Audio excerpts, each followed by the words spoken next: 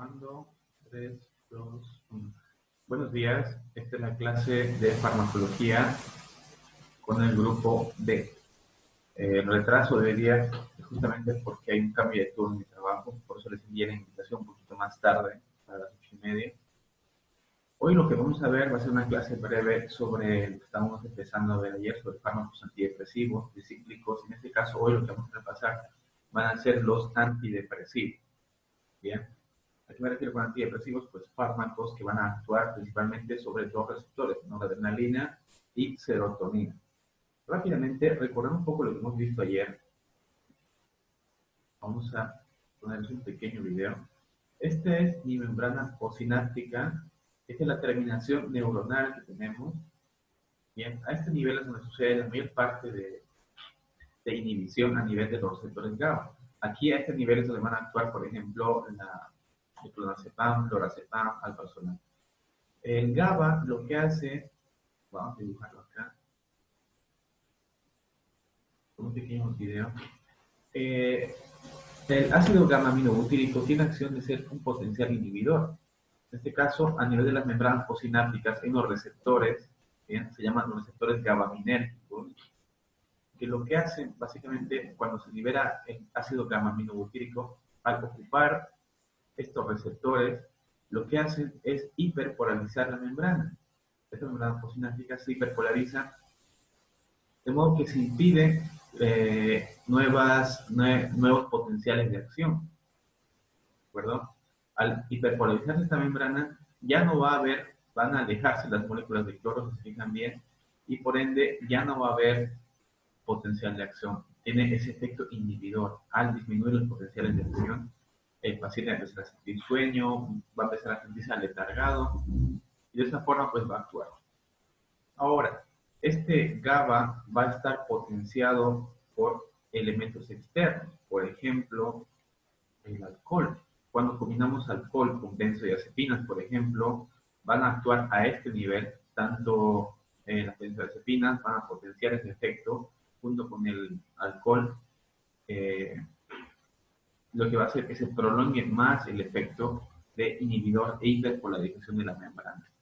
Bien, entonces miramos aquí, son esas moléculas de alcohol y benzodiazepinas, van a ocupar ese sitio, ¿de acuerdo? Fíjense cómo ocupa el sitio que tiene que ocupar el ácido gamma-aminobutírico, y otra vez va a entrar el cloro en la célula, este espacio se va a hiperpolarizar y va a pasar exactamente lo mismo otra vez.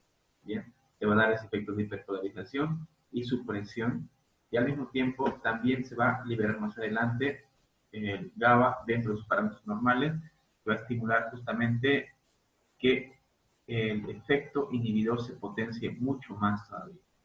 Bien. Así es como actúan estas benzodiazepinas. Su efecto depresor justamente radica en eso, y así es como justamente también se potencian cuando se combinan con alcohol, lo que prolonga su semivida.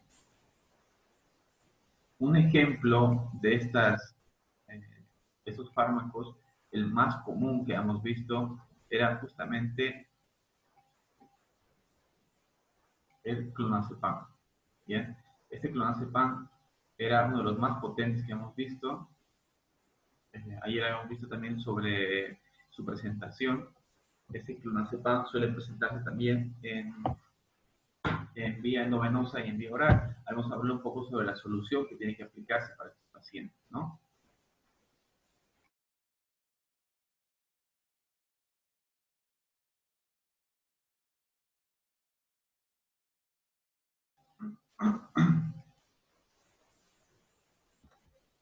Bueno, pues hoy vamos a ver un tipo de fármacos que no van a actuar sobre el GABA, ¿de acuerdo? Los que hemos visto, las benzodiazepinas, y esto pregunta examen también, actúan justamente a nivel del ácido gamma-aminobutírico, a nivel de los receptores, hiperpolarizando la membrana, determinando la entrada de cloro, ¿bien? En este caso, estos fármacos antidepresivos van a actuar a otro nivel, ¿de acuerdo? Si bien producen sueño también, pero van a actuar sobre los receptores de serotonina y noradrenalina, ¿de acuerdo? Exactamente en qué personas vamos a utilizarla. Personas que tengan no trastornos psicológicos, sino trastornos depresivos. hablamos de gente no que esté con factores de estrés. Quiero que aquí en este punto diferenciemos bien dos cosas. Una es estar estresado y sentirse ansioso por eso, lo cual nos produce insomnio, de verdad, nos deja dormir, la ansiedad de volver a clases, la ansiedad de contagiarme, por ejemplo, si salgo al mercado a comprar, eh, la ansiedad de no saber si estoy fuera de mi país y mi país estaré mejor o estaré peor, no sabemos. Eso es ansiedad. ¿Bien? Esos trastornos ansiosos de estrés que tenemos, la indicación son los ansiolíticos. ¿Bien? Los ansiolíticos, como hemos visto, como ayer, las benzodiazepinas, lorazepam, clorazepam y azepam. Ahí están indicados. Ahora, ¿qué pasa si pasado mañana me escribe mi novia y me dice que me va a terminar? Bien. ¿Qué pasa si pasado mañana me entero de que un familiar mío está enfermo por coronavirus? En ese caso, no voy a entrar en ansiedad, voy a entrar en una etapa de depresión. Bien, en esa fase de tristeza en que pienso que quizás no tengo motivos para seguir luchando, no tengo por qué seguir estudiando medicina. Ese es un trastorno depresivo y necesitamos diferenciarlo bien del trastorno de ansiedad del paciente.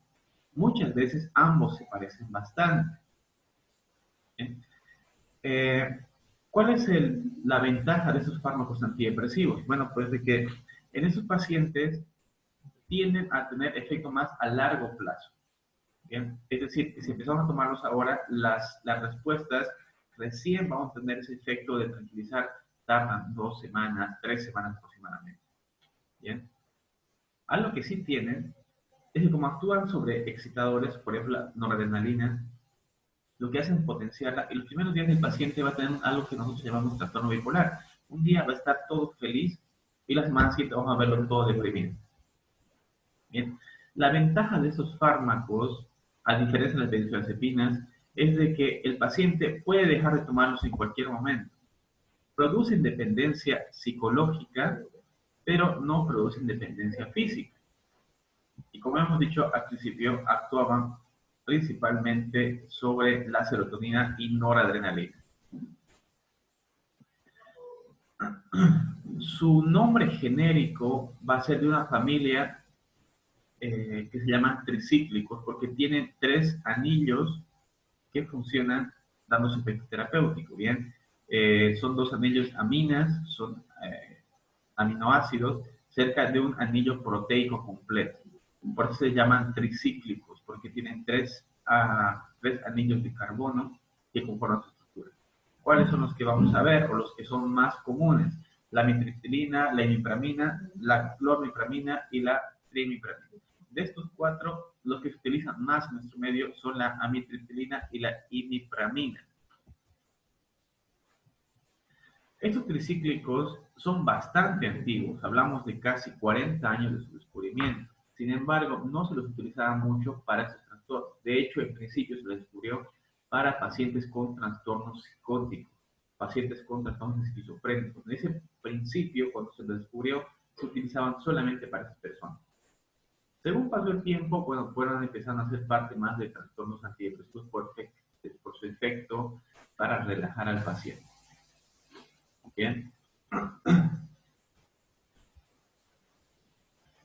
Igual que los anteriores, estos requieren receta médica controlada también. Y un efecto bastante común que vamos a encontrar en estas personas son efectos a nivel neurovegetativo, principalmente efectos colinérgicos. ¿Cuáles van a ser? Pues van a ser que la boca se va a secar, bien, va a sentir sequedad de mucosas también. Eso es el principal efecto que tienen estos pacientes. Intoxicarse con un tricíclico es difícil realmente. Igual que en las benzodiazepinas, su margen terapéutico, el margen tóxico era bastante amplio. ¿A qué me refiero con esto? De que puedo tener una sobredosis, pero si bien el efecto va a durar más tiempo, no va a morir el paciente. No tiene ese efecto tóxico con dosis medias, tiene una dosis muy alta para que sea realmente letal en el paciente. Sin embargo, a nivel de los electrocardiogramas, sobre todo en pacientes añosos, a pacientes muy mayores que tienen dificultad en la eliminación renal o en personas que realmente se han echado una dosis altísima, la principal disfunción al actuar sobre la noradrenalina es una vasoconstricción, ¿bien? Con aumento del inotropismo cardíaco. ¿Qué quiere decir esto? que ese ventrículo va a contraerse con más fuerza y ese QRS se va a ensanchar. ¿Bien? Una contracción que se mantiene bastante tiempo va a hacer que el QRS sea ancho. Lo vamos a dibujar acá, ¿ya? Un QRS normal en el electrocardiograma se va a ver así.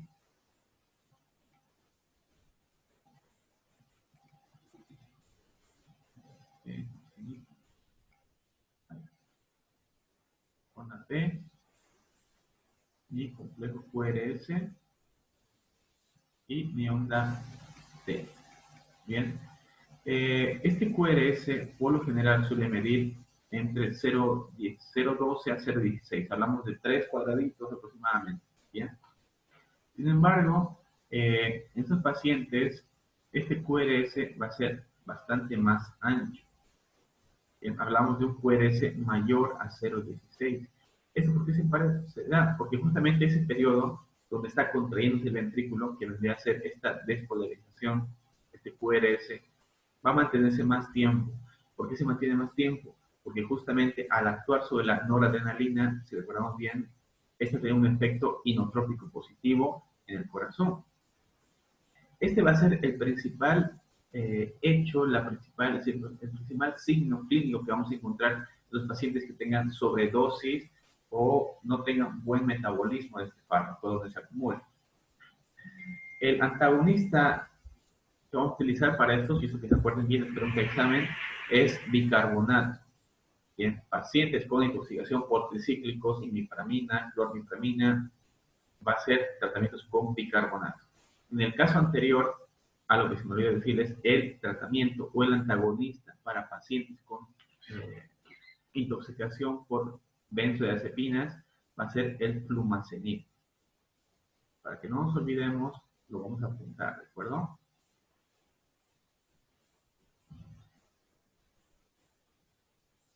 Aquí. Entonces,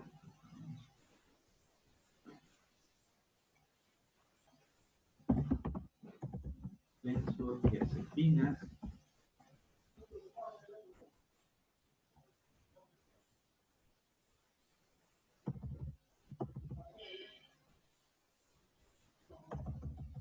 Y abajo colocamos tricíclico.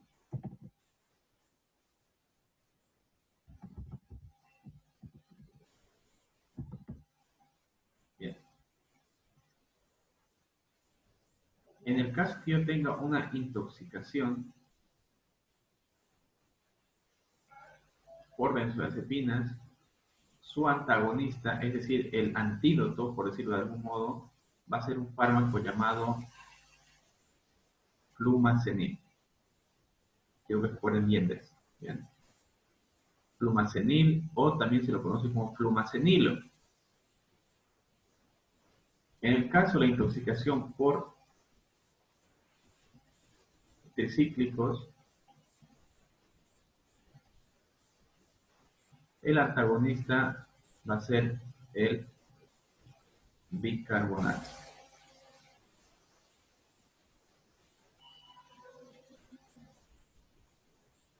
Le colocamos la fórmula del bicarbonato, es HCO3. Bien, quiero que se acuerden bien de esto, porque manejar a estos pacientes con intoxicaciones es muy complicado. Suele ser manejo por terapia intensiva, porque si la sobredosificación es excesiva, puede haber depresión del centro respiratorio, o en el caso de los tricíclicos, o el mecanismo de la noradrenalina, una taquicardia y una subida grave de presión arterial que va a conducir justamente a un cuadro de un shock cardiogénico.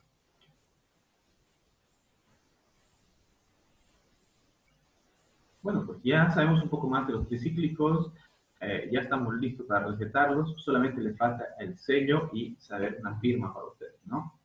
El sello dentro de poco lo van a tener y ya van a poder recetar estos fármacos. ¿Cuáles son los que vamos a ver hoy? Bueno, pues vamos a revisar por lo menos dos, ¿de acuerdo? La imipramina, que es el modelo, el primero que se hizo, y a partir de esta estructura de imipramina salen otros dos más, que el que se utiliza más hoy en día es la amitriptilina, que está disponible en nuestro medio. Si mal no recuerdo, la clorimipramina en Brasil tiene muchas restricciones por los efectos secundarios que presenta. Bien, aquí en Bolivia la clorimipramina casi no se la encuentra, la que más se utiliza aquí en nuestro medio es la amitriptilina. Vamos al primero. Imipramina es el modelo, el primer tricíclico que apareció. Las presentaciones que vamos a encontrar son en tabletas ranuradas de 10, 25 y 50 miligramos. Las de 50 vienen ranuradas con 5 espacios para sacarle en 5 partes. Bien. ¿Qué dosis tenemos que dar a esos pacientes? Es casi exclusivamente vía oral que se va a administrar. Se hace una dosis de inducción al paciente. ¿Cómo se hace una dosis de inducción o dosis de carga? Se da una dosis alta para comenzar el tratamiento y se empieza a regular las siguientes veces. La dosis máxima que le podemos dar a un paciente en un estadio depresivo mayor, ¿bien?, es una dosis alta de hasta 150 miligramos por día. Hablamos de 3 comprimidos para comenzar tratamiento. Al paciente le decimos, hoy día se va a tomar 2 o se va a tomar 3 para ir a dormir. Y a partir de mañana comenzamos con solamente un comprimido antes de dormir o un comprimido durante el día. Lo que queremos es hacer una inducción lenta.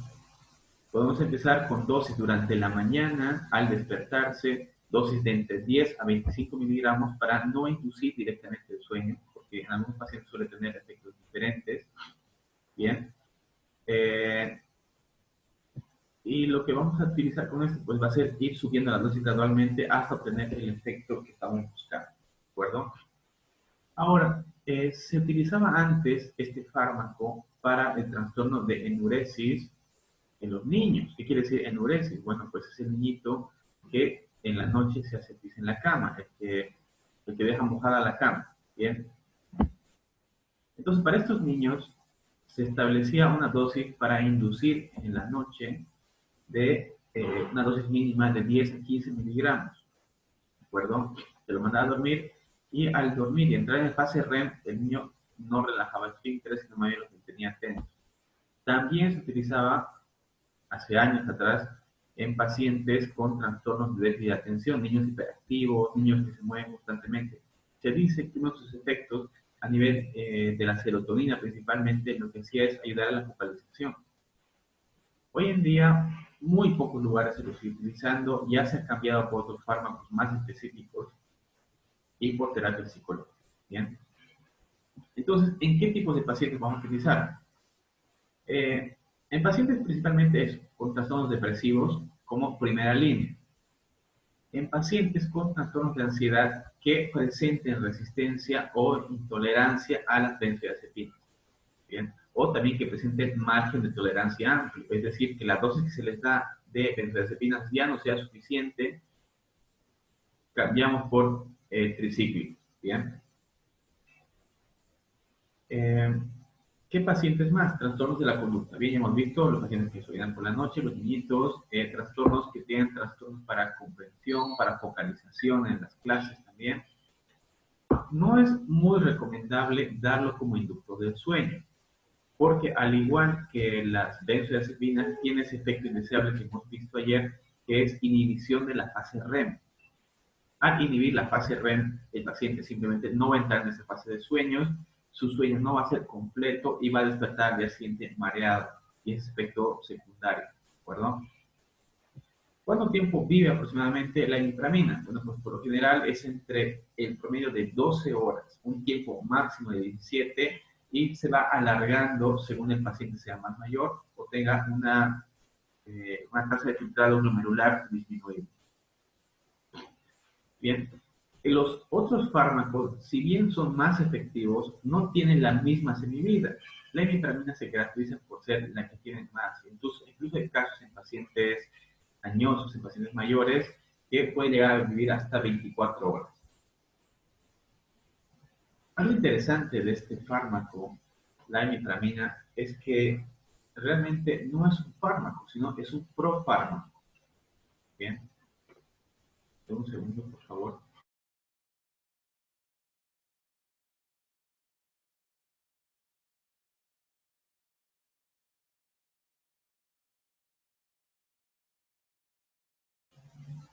Bien, lo que pasa es que estoy con mi alergia mañanera y me está dando problemas. Lo que pasa es que la imipramina es un fármaco inactivo.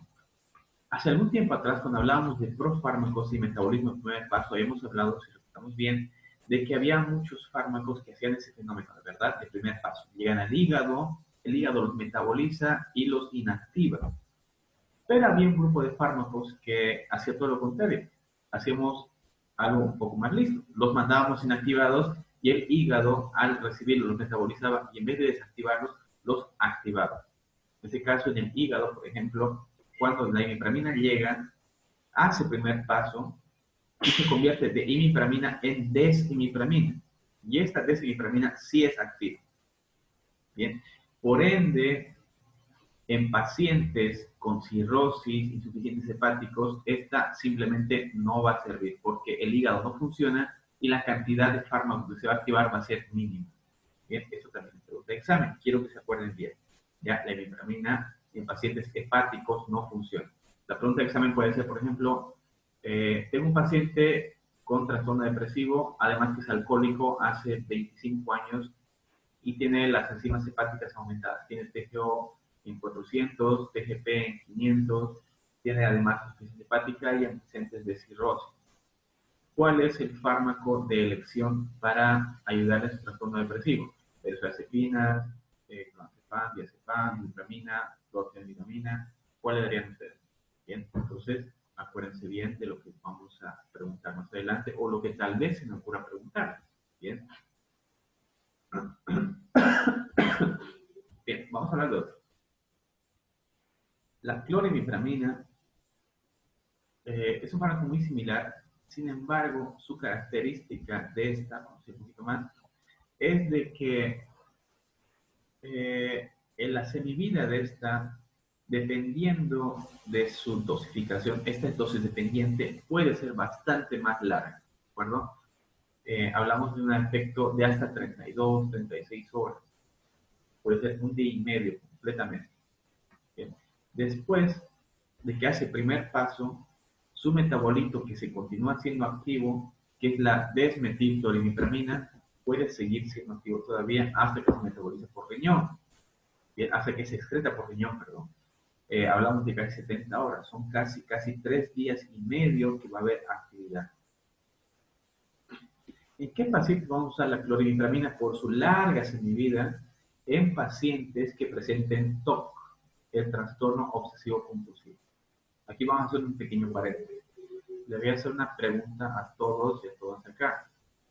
Bien, quiero que prendan la cámara un segundo, porfa, para que tomemos la foto.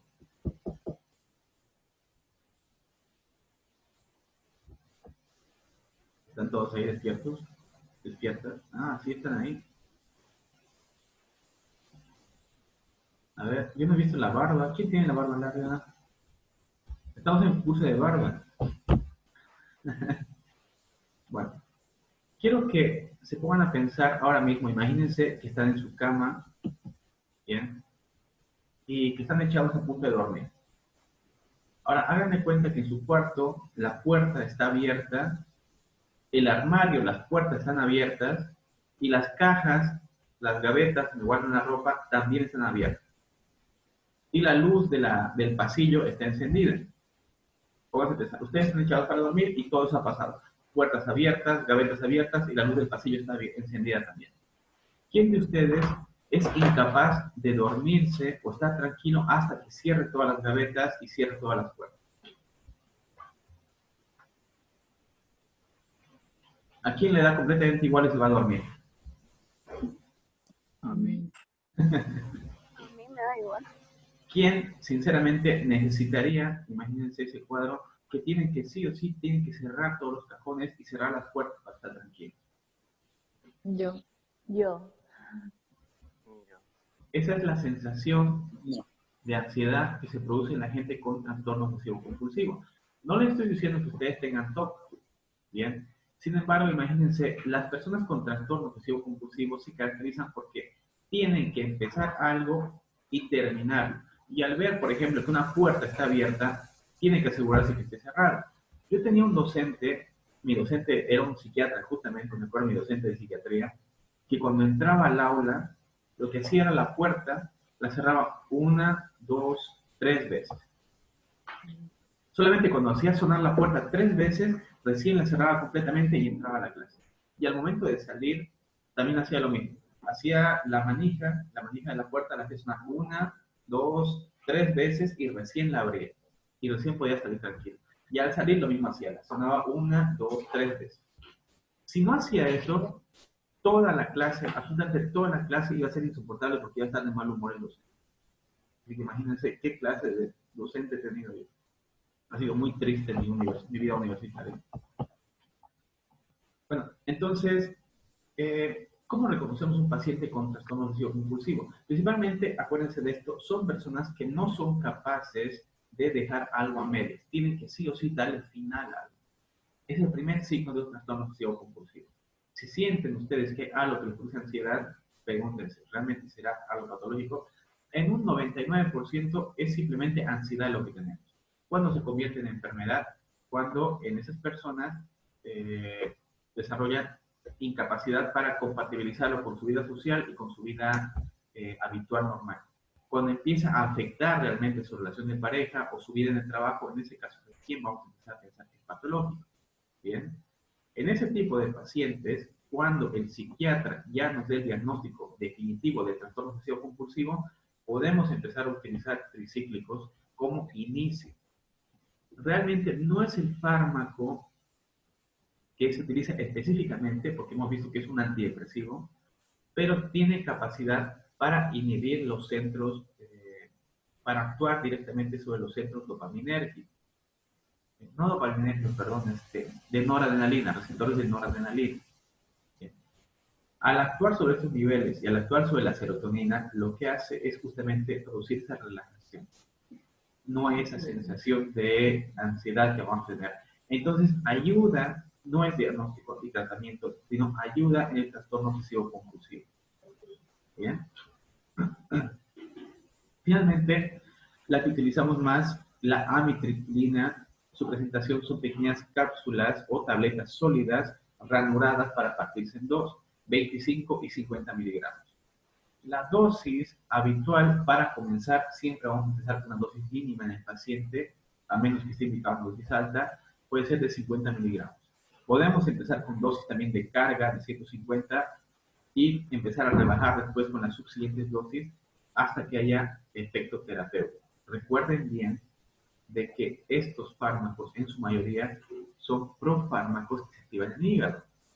Es decir, que primero van a circular, hace el fenómeno del primer paso, es profármaco, se convierte en fármaco activo, un metabolito activo, circula por la sangre, hace su efecto, vuelve al hígado otra vez y se vuelve a metabolizar. En el caso, por ejemplo, de la metilina, esto puede prolongar su vida bastante, ¿de acuerdo? Igual que el anterior, hemos visto la clorimipramina puede prolongar su vida en los dos pasos que hace por el hígado hasta en 70 horas.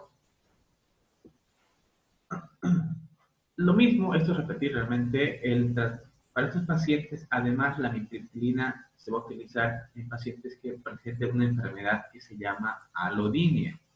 Voy a apuntarlo acá ya. Y este va a ser una pequeña pregunta que les voy a dejar ya. Se llama alodinia.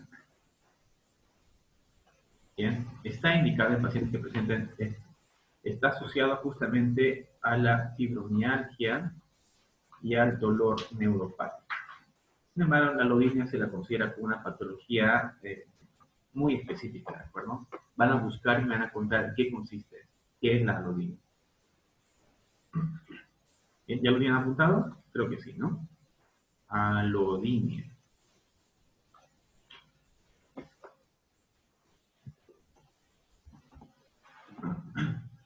Una ventaja que tiene la amitriptilina es de que no solamente sirve como relajante, sino ayuda con un efecto para sedar al paciente. Por eso, por lo general, se utiliza también en pacientes con trastornos depresivos mayores que tienen problemas para conciliar el sueño. Por lo cual, se recomienda que esta se la tenga que tomar media hora antes de dormir. Bien. Si vamos a darle dosis durante el día, hay que explicar al paciente que la dosis tiene que ser baja y que es muy probable que le produzca aletargamiento o sueño durante el día. Bien. Bueno, pues esto ha sido de manera muy resumida hoy día los fármacos tricíclicos. Bien, estos antidepresivos tricíclicos también requieren receta, son bastante utilizados, sobre todo la amitriptilina tiene mucha fama utilizándola. El margen terapéutico para sobredosificación hemos visto que es amplio, pero otra vez lo repito, tienen que tener mucho cuidado cuando dosifiquen esto en pacientes hepáticos. ¿Ya? Su excreción por vía renal es dependiente de la cantidad de metabolito que el hígado convierte. Por ejemplo, si recuerdan bien, este fármaco va a pasar por el hígado 2 veces. La primera vez hace el primer paso y la segunda vez va a ser en la fase catabólica, ya cuando hablamos de metabolismo hepático. En ambos se va a activar y va a convertirse justamente en su metabolito activo. Bueno, esto de manera muy resumida ha sido los fármacos tricíclicos. La semana siguiente, cuando veamos farmacología, vamos a ver los fármacos inhibidores selectivos de la recaptación de serotonina. Bien, estos fármacos inhibidores selectivos de la recaptación de serotonina, fluoxetina, paroxetina, citalopram, escitalopram, estos son los que vamos a utilizarlos en pacientes ya de por sí con trastornos psiquiátricos y con trastornos psicóticos. Bien, tienen un margen, si bien se utilizan bastante en estos casos de depresión, son más indicados para otro tipo de tratamiento. Bien, nos vemos. La lista de ganadores de las preguntas de ayer, por si acaso, la voy a publicar hoy por la tarde. No. Solamente los dos, el segundo que hemos visto, ya, la cloramipramina, bien, la amitriptilina, que también se da como profármaco, pero principalmente la cloramipramina. ¿Sí? Todos los antidepresivos tricíclicos hacen el primer paso. Realmente, si nos ponemos a pensar, todos los fármacos que entran por vía oral tienen que pasar sí o sí por hígado y sí hacen primer paso. Sin embargo, en este caso, el fenómeno del primer paso, en lugar de desactivarlos, lo que hace es activarlos. ¿Perdón? Esa es la diferencia. Les voy a mandar la ficha técnica de la amitriptilina y la cloramipramina para que la lean, para que sea un poquito más específico. Y el estudio de estos fármacos lo van a hacer de ahí. Porque las preguntas de su examen, cuando hablemos de sistema nervioso central, van a ser sobre fármacos específicos, pero con efectos generales. Entonces, mi consejo es que estos fármacos, la parte de fármacos del sistema nervioso, los estudien de las fichas técnicas que les voy a mandar de cada uno. ¿Bien? Y la parte de generalidades ya la pueden estudiar del Goodman-Hillman o del libro de Flores. ¿De acuerdo? Bueno, si no es nada más, ya es día viernes, el cuerpo lo sabe, estamos en día de cuarentena. Yo estoy en mi trabajo, estoy de turno todo el fin de semana, así que tienen cualquier urgencia, cualquier duda, no duden en escribirme. Cuídense mucho y pórtense bien. ¿De acuerdo? Un saludo.